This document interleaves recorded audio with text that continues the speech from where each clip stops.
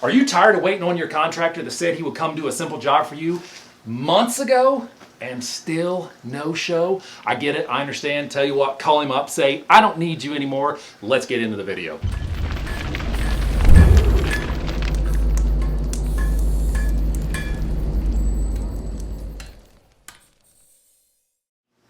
Welcome to the Hidden Homestead. My name is David, and today I'm going to show you how to seal your concrete patio. In doing so, you're going to save hundreds of dollars from not paying the contractor that probably would never show up anyway. How do I know that? Because I am a contractor and I've gotten tons and tons and tons and tons and tons and tons of calls of people wondering why their contractor hasn't showed up. That's good for me because I end up taking on the work, so that's a plus. This project takes one day, weather depending. If it's a little rainy, you might have to split it up into two, and it uses very simple, basic tools that you can pick up at concrete supply companies or Lowe's, Menards, Home Depot, wherever. Very simple process, so let's get into it. Before we get too far into the video though, I just have two quick things to say. If you've not already subscribed, I'm going to ask that you please do so. If you like what you see so far, just hit that little subscribe button and then off to the side the bell icon so you get notifications on whenever we do these silly little videos. Also, I want to thank the sponsor of today's video, which is me, The Hidden Homestead. You can check out thehiddenhomesteadstore.com. It's where we sell our merch and anything that I make in the workshop, whether it's forge stuff, carpentry related, all those things are on the website. We also have beard oil for you fellas that like to live beardedly. So go check that out, and if you like something, if you see something, throw it in your shopping cart, and at checkout, use discount code HHS, Hidden Homestead Store, to receive 10% off of your purchase. Thank you, Hidden Homestead Store, for sponsoring today's video. All right, that's enough. Now we can get into the video. First things first, as you can see behind me, I've already gotten rid of all the patio furniture. I've taken that off. The second thing we need to do is clean this thing off. Now I'll use a power washer, and I really try to get deep down in there because you don't want to seal all the dirt and grime that you're trying to make this thing look nice. So you want to get it as clean as possible. Speaking of cleaning, sometimes a patio just needs that. It just needs to be cleaned. It doesn't necessarily need to be stained, especially if you're in like a new construction area. A lot of the dust starts drifting in and it gets into the grooves of the patio, of the stamp, of the texture, and it just looks old and grimy and faded. A quick clean normally takes care of that. So we're going to do that. I'm going to use a power washer. We're going to get into this thing and then we'll talk about the next few steps.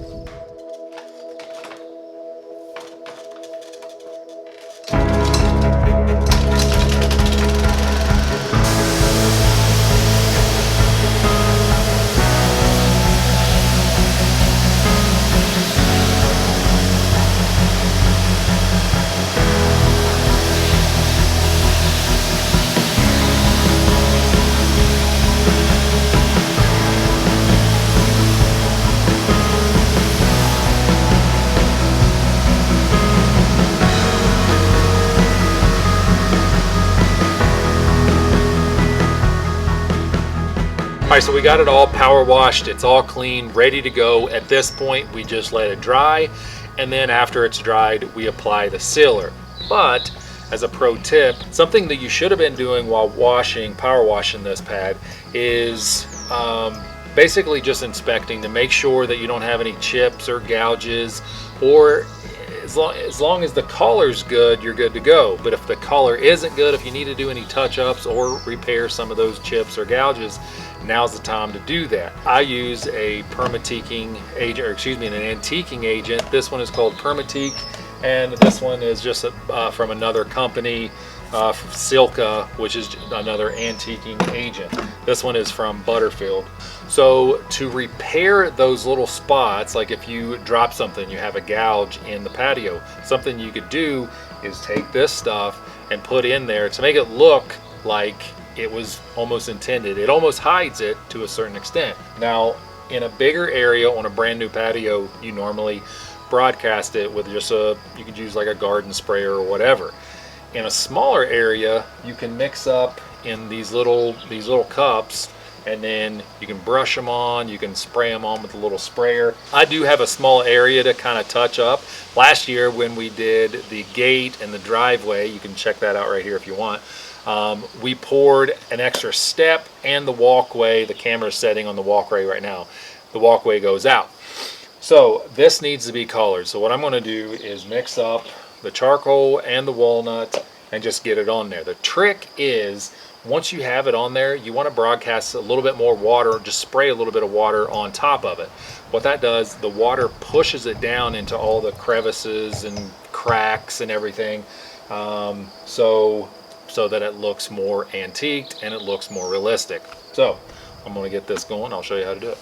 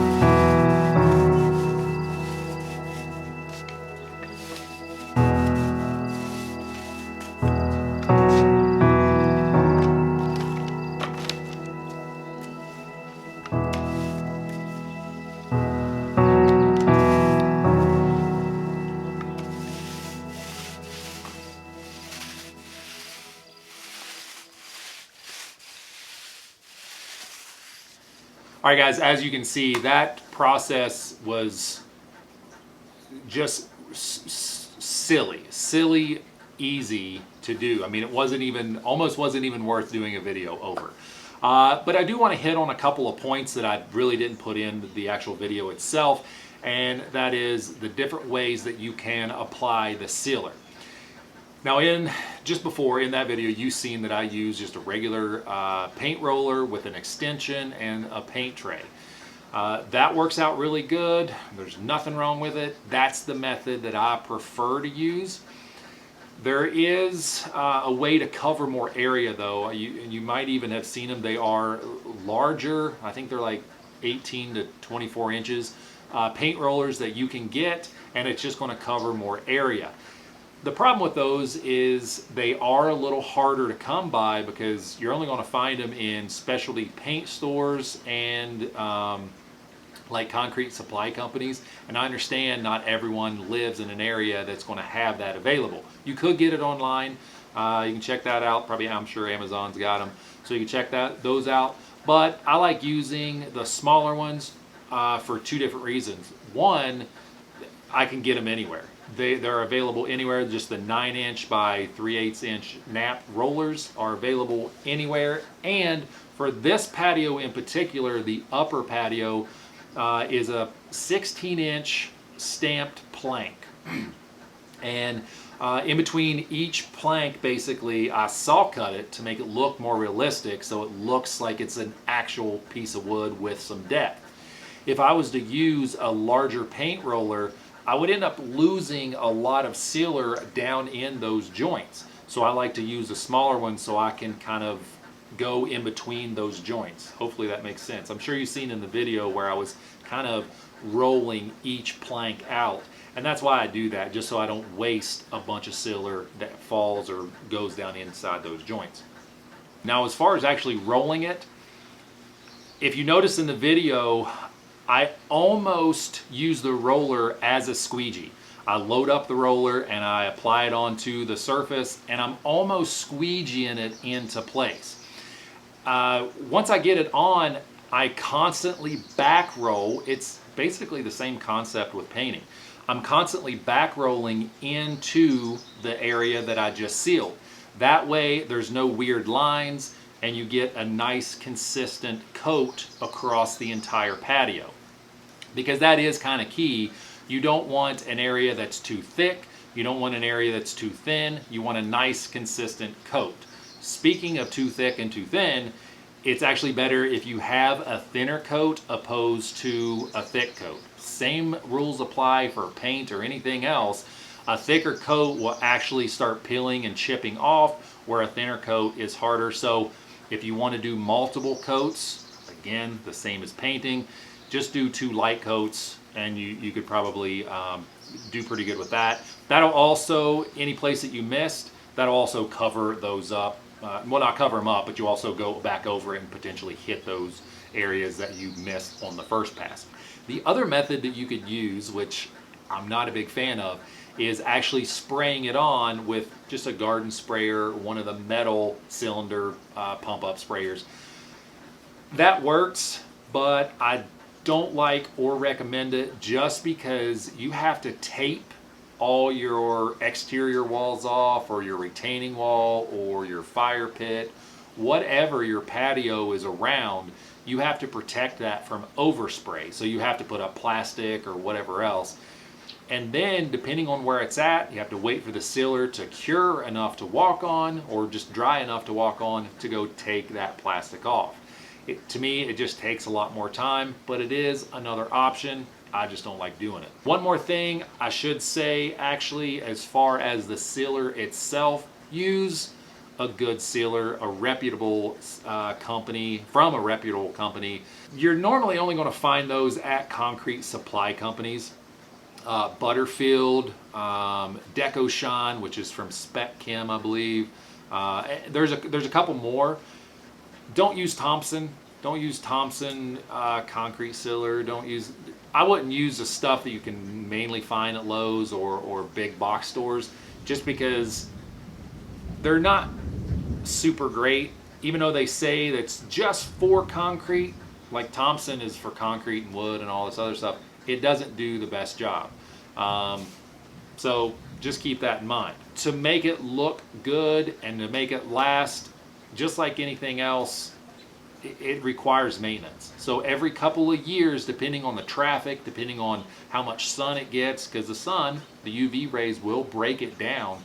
Depending on different variables, will depend on how often you have to reapply.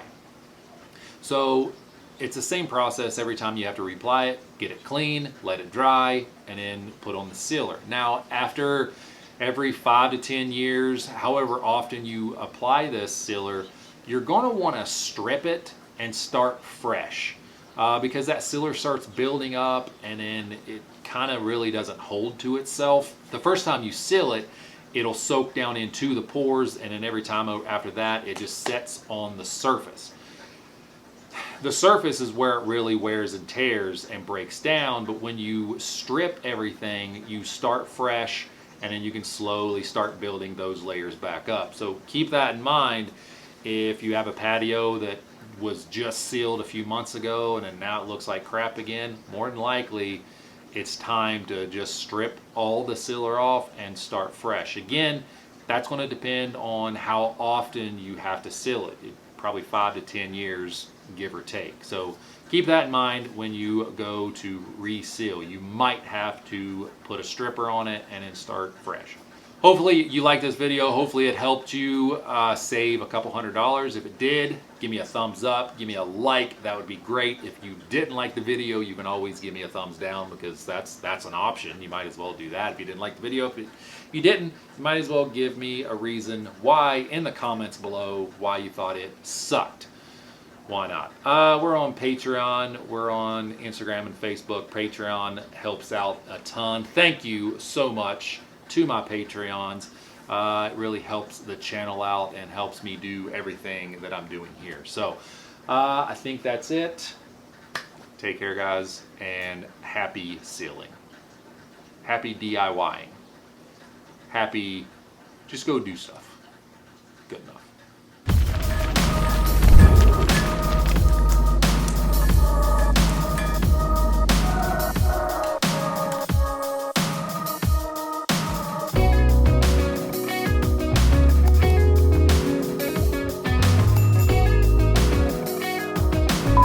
Are you tired of waiting on your contractor? Are you tired of waiting on your contractor to call him up, tell him you don't need him anymore? He would show up to do a frickin' A. Tell him you don't need him. Tell him you don't need him. Tell him you don't need him. Tell him you don't need him. Tell him you don't need him.